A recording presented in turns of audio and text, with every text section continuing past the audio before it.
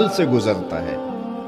تو وہ ان کہانیوں کو بیان کرتے ہوئے جب عید کا چاند طلوع ہوتا ہے اور بچے اپنے مکانوں کی چھتوں پہ چڑھ کے عید کا چاند دیکھتے ہیں، اور چاند جب نظر آ جاتا ہے تو پھر وہ نیچے آتے ہیں، تو اتنی خوشی ہوتی ہے کہ سرشاری کے عالم میں بچے 3 سیڑھیاں پھلانگ رہے ہوتے ہیں۔ تو جب وہ آخری سیڑھی پہ آتے ہیں تو شور سن کے باپ بھی پہنچ چکا ہوتا ہے، اور سیڑھیوں پر ہی اپنے بچے کو اپنی آغوش میں لے کے سمیٹ لیتا ہے اور اس کا منہ چومتا ہے، اور یہ خوشی کا عالم جو ہے وہ اور دوبالا ہو جاتا ہے۔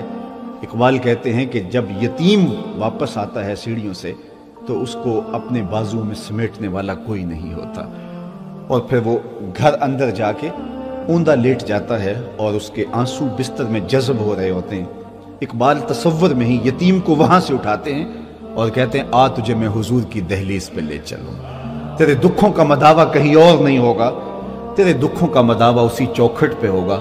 اور آقا کریم یتیم کے سر پہ ہاتھ رکھتے ہیں اور اسے کہتے ہیں کہ تجھے میرے ساتھ ایک نسبت ہے کہ میں بھی در یتیم ہوں اور تو بھی یتیم ہے۔ اور یتیم کے چہرے پہ پھر مسکراہٹ آ جاتی ہے۔ پھر حضور علیہ الصلوۃ والسلام اپنی امت سے مخاطب ہوتے ہیں۔ اقبال تصور میں یہ کہانی بیان کر رہا ہے کہ گر تم سمجھو تو 100 باتوں کی یہ ایک بات ہے، آبرو میری یتیمی کی تمہارے ہاتھ ہے۔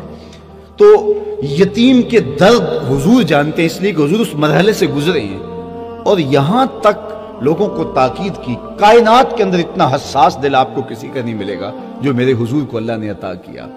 عزیز علیہ ما عنتم، تمہارا مشقت میں پڑنا اس نبی کو جو ہے وہ اس نبی پر گراں ہوتا ہے اور اس کے دل پہ بوجھ آتا ہے۔ بلکہ فرمایا لو تدخل شوکۃ فی رجل احدکم لوجدت علمھا، تمہارے پاؤں میں کانٹا بھی چبھے تو اس کی تکلیف مجھے ہوتی ہے۔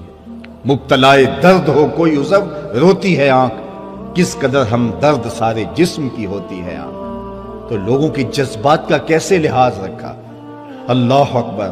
یہاں تک حکم دیا کہ غریب کے سامنے اپنی دولت کی نمائش نہ کرو، بیوہ کے سامنے اپنی بیوی سے ملاطفت نہ کرو، بلکہ یتیم کے سامنے اپنے بچے کو بیٹا کہہ کے نہ پکارو۔ ہمارا بیٹا ہے، بیٹا کہہ کے پکار لیں گے تو حرج بھی کیا، کہا تم نہیں جانتے کہ جب تم اپنے بیٹے کو بیٹا کہہ کے پکارتے ہو، اس سے اظہار محبت کرتے ہو، تو یتیم کو اپنا باپ یاد آ جاتا ہے، اور اس کے پھر دکھوں کا مداوع کس کے پاس ہے۔ اس لیے سید سلیم گیلانی نے کہا تھا کہ امیر آدمی آسائش نہ چھوڑیں، نمائش چھوڑ دیں تو غریبوں کی جان سوکھی ہو سکتی ہے۔ لیکن ہم لوگ اپنے رویوں سے، اپنے طرز زندگی سے لوگوں کی اذیت کا سامان بنے رہتے ہیں۔ میرے حضور نے جو دین دیا اس میں تو اتنی حساسیت ہے کہ اپنے گوشت کی خوشبو سے غریب ہمسائے کو تکلیف نہ دو، یا تو تھوڑا سا پانی زیادہ ڈال لو، اور فرمایا شوربے کی ایک پیالی ہمسایوں کے گھر بھی بھیج دو۔ اور اگر تم اس پوزیشن میں نہیں ہو تو پھر ایسے زاویے میں، ایسے انداز میں اس کو پکاؤ کہ غریب کے بچوں تک اس کی خوشبو مہک نہ پہنچ سکے۔ بچے تو بچے ہوتے ہیں، ضد کر بیٹھے تو ان بلکتے ہوئے بچوں کے آنسو کون پوچھے گا؟ وہ کیا کسی نے کہا تھا نا، دوپہر کو سلا دیتی ہے بچوں کو وہ اس ڈر سے گلی میں پھر کھلونے بیچنے والا نہ آ جائے۔ تو اس لیے لوگوں کے جذبات کا خیال رکھنے کی تلقین کی گئی۔ دیکھیے کسی کو کھانا کھلا دینا یہ بات بڑی نہیں ہوتی ہے۔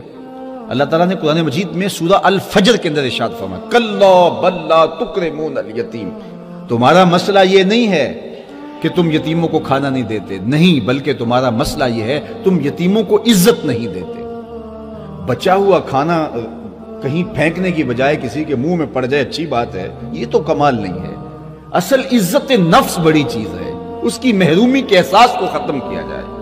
میرے حضور علیہ الصلوۃ والسلام نے ارشاد فرمایا اس کائنات میں سب سے اچھا گھر کون سا ہے؟ اگر آپ سے پوچھا جائے سب سے اچھا گھر کون سا ہے، جو عالی نسب سوسائٹی میں واقع ہے؟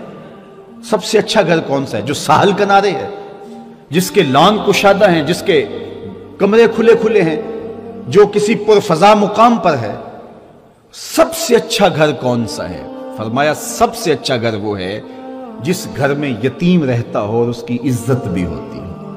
دو چیزیں فرمائی، جس میں یتیم رہتا ہو اور اس کی تکریم بھی ہوتی، چاہے وہ 2 مرلے کا کٹیا کیوں نہ ہو، تو وہ ایک ایسا نورانی گھر ہے کہ آسمان سے فرشتے بھی جھک جھک کے اس گھر کی زیارت کرتے۔